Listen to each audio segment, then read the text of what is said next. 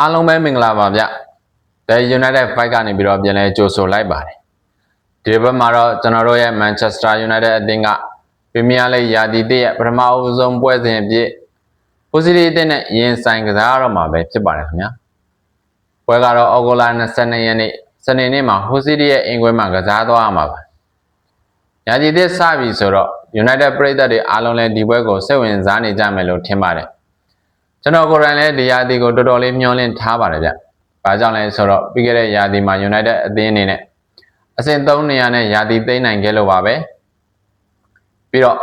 ချန်ပီယံလိဝင်ခွင့်လည်းပြန်လည်ရယူနိုင်ခဲ့ပါတယ်။အဲဒီတော့ဒီရာသီမှာပြီးခဲ့တဲ့ရာသီကထပ်ပိုကောင်းတဲ့ United ကိုမြင်ချင်တာကတော့အမှန်ပါပဲခင်ဗျ။အထူးသဖြင့်ရာသီစတင်ကတည်းကပေါ့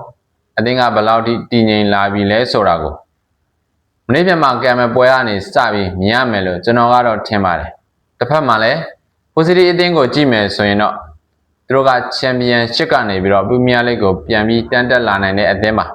။နေ့တော့ကြာပြီးမှပရီးမီးယားလိဂ်ကိုပြန်လည်ရောက်ရှိလာတာဆိုတော့ဒီရာသီကသူတို့အတွက်တော်တော်လေးကိုအရေးကြီးပါတယ်။ထို့သဖြင့်ပထမအဆုံးပွဲမှာ Manchester United လိုအသင်းကြီးကိုကိုယ်အိမ်ကွင်းမှာလက်ခံကစားရမှာဆိုတော့ Hull City အသင်းအနေနဲ့ဒီပွဲကိုအင်တိုက်အားတိုက်ကစားလာမှာသိချပါတယ်။အိမ်ကွင်းပရိသတ်ရဲ့အားပေးမှုလည်းရှိနေမှာဆိုတော့ United လက်ကူတဲ့ပွဲစဉ်တစ်ပွဲဖြစ်လာမှာတော့မဟုတ်ပါဘူး။ဒါပေမဲ့အသင်းနှစ်သင်းရဲ့လက်ရှိအခြေအနေကိုပြန်ကြည့်မယ်ဆိုရင်တော့ United ကအနိုင်ရရှိဖို့ပိုပြီးတော့မျှော်လင့်လို့ရတဲ့အနေအထားမှာရှိပါတယ်။ဒီနေရာမှာကျွန်တော်အနေနဲ့ United အတွက်အရေးကြီးဆုံးကတော့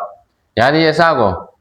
အကောင်းဆုံးစတင်နိုင်ဖို့လို့မြင်ပါတယ်။ဘာကြောင့်လဲဆိုတော့ရာသီအစမှာရလက်ကောင်းတွေရလာရင်အသင်းရဲ့ confidence ကလည်းတက်လာမှာပါ။ကစားသမားတွေအတွက်လည်းယုံကြည်မှုတွေပိုရှိလာမယ်။ပရိသတ်တွေအတွက်လည်းဒီရာသီအပေါ်မျှော်လင့်ချက်တွေပိုတက်လာမှာပါ။ပြီးတော့ဒီရာသီမှာ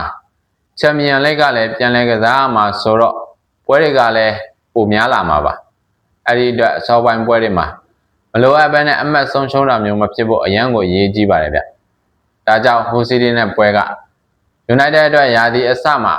ရန်ကိုရေးကြည့်တဲ့ပွဲတစ်ပွဲလို့ပဲကျွန်တော်ကတော့သုံးသပ်ချင်ပါတယ်။ပြီးတော့ဒီရာသီမှာကျွန်တော်အနေနဲ့ United ကိုဘယ်လောက်ထိတိုးတက်လာမလဲဆိုတာကိုလည်း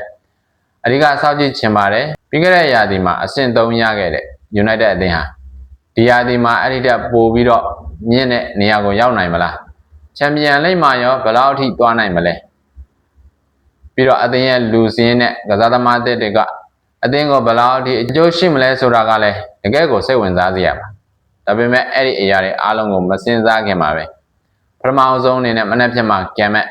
Hull City ကိုရင်ဆိုင်မဲ့ပွဲရနေပြီးတော့စတင်ရမှာပါ။ရာသီတစ်ကိုဘယ်လိုစတင်မလဲဆိုတာကတော့မနေ့ပြန်ပွဲရနေပြီးတော့စပြီးမြင်တွေ့ကြမှာပါခင်ဗျ။ကျွန်တော်အမြင်ရပြောရရင် United အနေနဲ့ဒီပွဲမှာအနိုင်ရဖို့ကြိုးစားနိုင်မယ်လို့ယုံကြည်ပါတယ်။ Hull City ကတော့အင်ကွဲမှာသူတို့ရဲ့အကောင်းဆုံးအခြေအနေကိုပြသဖို့ကြိုးစားလာမှာပါ။ဒါပေမဲ့လည်း United ဘက်ကပြီးခဲ့တဲ့ရာသီကရရှိလာတဲ့ခြေစမ်းကောင်းတွေကိုထိန်းထားနိုင်ဖို့လိုအပ်ပါတယ်။အဓိကကတော့ပွဲပြီးတဲ့အချိန်မှာဒီရာသီမှာ United ကတကယ်ကိုတိုးတက်လာပြီးဆိုတဲ့ခံစားချက်မျိုးပရိသတ်တွေကိုလည်းရစေချင်ပါတယ်ဗျ။ဒါကတော့ကျွန်တော်ရဲ့မနေ့ကမှကစားမဲ့ပွဲရဲ့အမြင်ပဲဖြစ်ပါတယ်ခင်ဗျာ။ကဲဗျာ Hull City အသင်းနဲ့ Manchester United တို့ရဲ့ရာသီတဲ့ပထမဆုံးပွဲကိုခင်ဗျားတို့ရောဘယ်လိုမြင်ကြလဲ။ United အနေနဲ့ဒီရာသီကိုကောင်းကောင်းစတင်နိုင်မယ်လို့ယုံကြည်ထားကြလားဗျ။ပြီးတော့ဒီရာသီ Manchester United ကိုခင်ဗျားတို့ဘယ်လောက်ထိမျှော်လင့်ထားလဲဆိုတာ comment မှာဝင်ရောက်ဆွေးနွေးပေးကြပါဦးခင်ဗျ။ဒီလို Manchester United နဲ့ပတ်သက်တဲ့သတင်းတွေပွဲကြိုသုံးသက်ချက်တွေကိုဆက်ပြီးတင်ဆက်ပေးတော့မှာမို့ကျွန်တော်ရဲ့ channel လေးကိုလည်း subscribe လုပ်ရသေးဘူးဆိုရင် subscribe လေးလုပ်ထားပေးကြပါဦးခင်ဗျာ။